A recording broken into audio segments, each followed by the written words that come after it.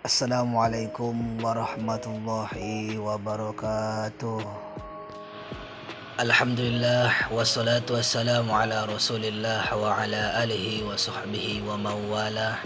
La haula wa la quwata illa billahil aliyul azim. Qala Allah Ta'ala, a'udzu billahi minasyaitonir rajim. Inna fi khalqis samawati wal ardh wa ikhtilafil laili wan nahari laayatin liulil albab. Marilah kita bersyukur kepada Allah Subhanahu wa taala ya hingga hari ini, saat ini Allah masih tanamkan iman dan Islam dalam diri kita.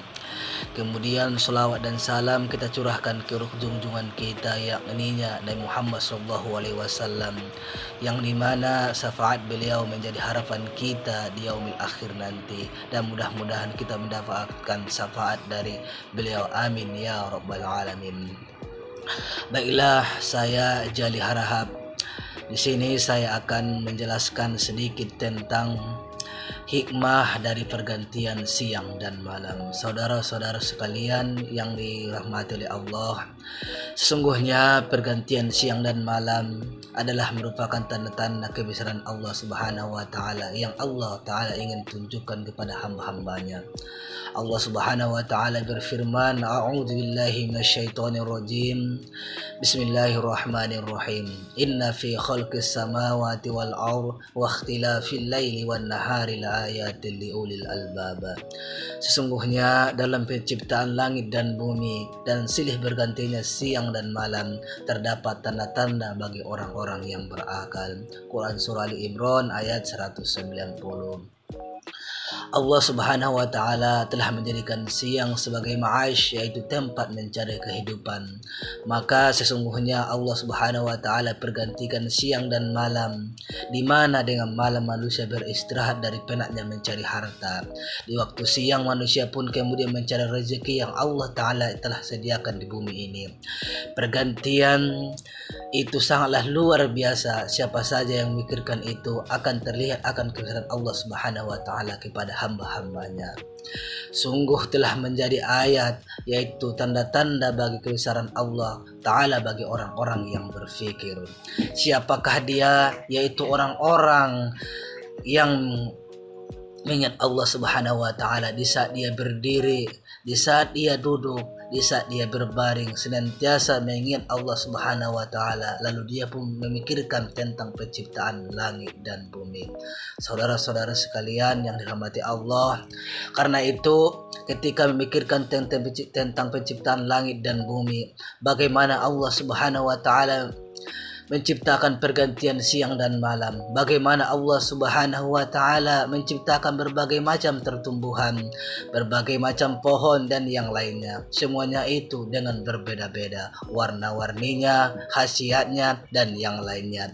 Sementara ia berasal dari satu air, berasal dari satu makanan, berasal dari tanah yang Allah Ta'ala tumbuhkan di atasnya. Oleh karena itu, ketika seseorang memikirkan semuanya itu, maka ia pun akan menemukan bahwasanya Allah Subhanahu wa taala menciptakan segala sesuatu tidaklah sia-sia. Maka ia pun berucap, Rabbana ma khalaqta hadza batilan. Ya Tuhan kami, ya Allah, tiadalah Engkau menciptakan ini dengan sia-sia. Orang yang berpikir tentang penciptaan semua yang ada di langit dan di bumi, dia akan mengetahui dan akan melihat bahwasanya semua yang Allah Ta'ala ciptakan tidaklah sia-sia. Di sana ada hikmah yang agung, di mana ayat-ayat ini menetapkan bahwasanya Allah Ta'ala menciptakan segala sesuatu itu karena ada hikmahnya yang agung, bukan kesia-siaan. Saudara-saudara sekalian yang dirahmati Allah Subhanahu wa Ta'ala, ciptaan Allah Subhanahu wa Ta'ala semuanya bermanfaat. Dia menciptakan nyamuk, dia menciptakan lalat, menciptakan binatang-binatang yang kecil maupun yang besar, menciptakan berbagai macam pepohonan, dedaunan dan yang lainnya. Di sana pasti ada tujuan daripada penciptaan.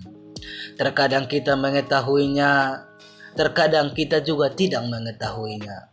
Seorang yang beriman yakin bahwasanya Allah tidak akan mungkin sia-sia menciptakan itu.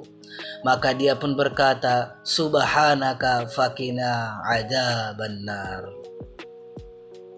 Maha suci Engkau ya Allah, maka peliharalah kami dari siksa neraka. Sebagai pensucian hamba dari kesia-siaan, sebagai pensucian hamba dari perbuatan tanpa hikmah yang agung di balik itu semuanya, ia pun mensucikan Allah Subhanahu wa taala setelah ia melihat penciptaan langit dan bumi. Karena kemudian ia telah mengetahui bahwasanya ciptaan Allah Subhanahu wa taala menunjukkan akan kekuasaan kepada penciptanya. Siapa saja manusia dunia ini yang mampu menciptakan seperti ciptaan Allah, siapapun dia, profesor, sehebat apapun dia, manusia semintar apapun dia tidak akan bisa menciptakan suatu seperti ciptaan Allah Subhanahu wa taala. Di akhir ceramah